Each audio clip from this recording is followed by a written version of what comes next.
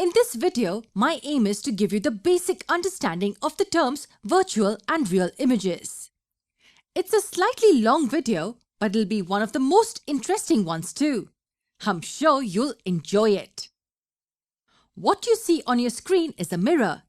It has this plane and smooth reflecting surface on one side. It's called a plane mirror because its reflecting surface is flat. What other types of mirrors have you seen? Have you seen this type of mirror? Well, you must have seen it on the stand of your bathroom or maybe hung up there on a wall. This is not a plane mirror. Try to move your hands over the surface and you will notice it. This is called spherical mirror, or more precisely, spherical concave mirror. It is curved inwards. It is kept there as we use it mostly when we are shaving.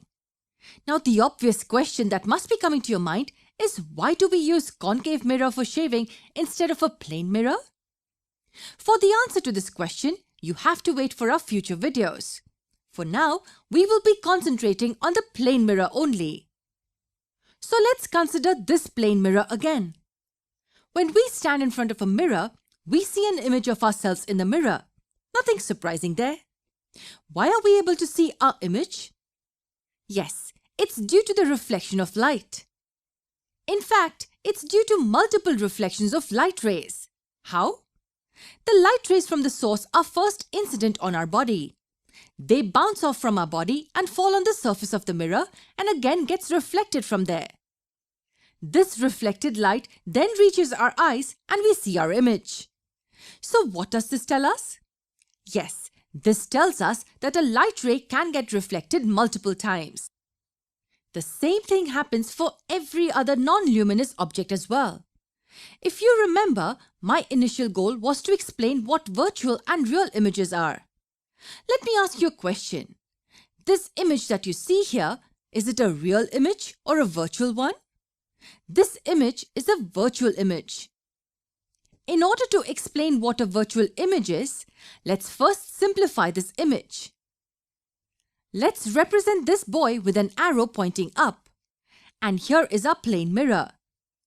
You can assume the top of the arrow to be the top of the head of a boy.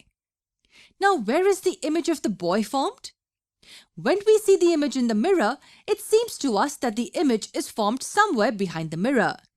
But there is nothing behind the mirror, right? For us, the light rays seem to come from the location present behind the mirror. For instance, consider a few light rays emerging from top of the arrow. All these rays are incident on the mirror and get reflected back. Yes, all the reflected rays will follow the laws of reflection. You see that all the reflected rays are moving away from each other, that is, they are diverging. But we know that the image is formed somewhere behind the mirror. So let me extend these reflected rays backwards and see what happens. We see that they meet at this point behind the mirror. And to us, this is where the top of the image appears to be. When we look at this point, it appears to us that all the light rays are diverging from this point. But in reality, there are no light rays behind the mirror. This being a smooth and shiny surface reflects most of the light back and almost no light reaches behind. But yet, we have the perception that the light rays are coming from the point behind. So we just consider the top of the arrow here. We can do something similar for the remaining points on the object to get the complete image. So we say that the image formed here is virtual, or in other words, not real. You can think of a virtual image as an image which appears to be formed in a position somewhere behind the mirror. But in reality, it isn't there. A virtual image is formed when the light rays diverge after reflection from the mirror. Every plane mirror forms a virtual image. This is the first characteristic of the images formed by plane mirrors. Images formed by plane mirrors are virtual and not real. So what is the real image then, and how are they formed? Let's replace this plane mirror with a spherical concave mirror. Why? It's because real images can be formed by concave mirrors. Let's consider the light rays from the same point of the object incident on the mirror. We see that after reflection, each ray is traveling in a certain direction. Note that here as well, each ray obeys the law of reflection. What difference did you notice here compared to the plane mirror reflection? In the previous case, all the reflected rays were diverging. Yes, here all the reflected rays after reflection are intersecting each other at this point, or we can say that they are converging at this point. And the image of the top of the arrow is formed at this point. And we can do something similar for the remaining points of the object too. We get this image. This is called a real image. It is the image formed when light rays converge after reflection from the surface. One important thing we need to know is that real images formed by concave mirrors are always inverted. We will learn more about this in the future videos. You see that in this case, the image is formed on the same side of the mirror as the object is. Real images are always formed on the same side as that of the object, and light rays do reach this position. When we look at the real image formed by a concave mirror, it also seems to us that the light rays are diverging. But here the rays actually are diverging from a point in front of a mirror. Whereas in the case of a plane mirror, it appears to us that the rays were diverging from the point behind the mirror.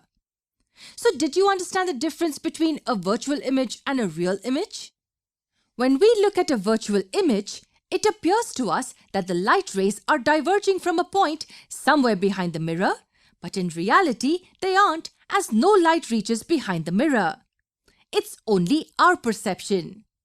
And in the case of a real image, the light rays are actually diverging from the point present on the same side of the mirror. In reality, light rays indeed reach this point. Hence, we call it a real image. I mentioned earlier that concave mirrors form real images.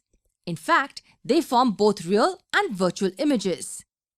And what does it depend on? It depends on the distance of the object from the mirror.